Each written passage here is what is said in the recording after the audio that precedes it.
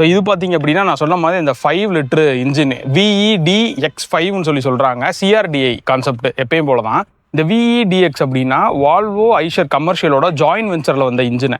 இதில் அந்த fuel system இருக்குல்ல, அதுக்கப்புறம் வந்துட்டு இன்ஜின் மேனேஜ்மெண்ட் சிஸ்டம், இது எல்லாமே வால்வோவில் இருந்து ரெடி பண்ணி கொடுத்துருக்காங்க.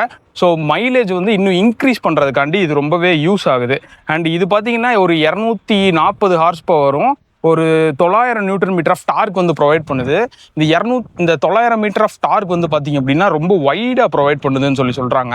அண்ட் இது போக பார்த்தீங்க அப்படின்னா நம்மளுக்கு பூஸ்டட் அசிஸ்டட் கிளச்சுன்னு ஒன்று கொடுக்குறாங்க. 395 mm நல்ல பெரிய சைஸ் கிளச்சு தான். இந்த 900 மீட்டர் டார்க் டிரான்ஸ்மிட் ஆகுதுல்ல, அப்போ ஆகும்போது நம்மளுக்கு எந்த ஒரு லேகும் இருக்கக்கூடாது, வியரும் இருக்கக்கூடாது அப்படின்றக்காக நல்ல பெரிய சைஸாக நம்மளுக்கு கொடுத்துருக்காங்க. அதே மாதிரி இதில் VGT டர்போன்னு ஒன்று யூஸ் பண்ணியிருக்காங்க. அந்த VGT டர்போ பொறுத்த வரைக்கும் பார்த்தோம் அப்படின்னா நம்மளுக்கு அந்த டர்போவோட லேக் முக்கியமாக நம்மளுக்கு கண்ட்ரோல் ஆகும்.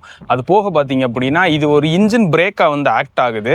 ஸோ அதனால நம்மளுக்கு பிரேக்கிங் எஃபிஷியன்சி இன்னுமே அதிகமாக இருக்கும். அண்ட் இன்னொரு முக்கியமான விஷயம் பார்த்தீங்க அப்படின்னா வைடான ஆர்பிஎம்ஸில் பவர் நல்லா இருக்கும் அப்படின்றாங்க.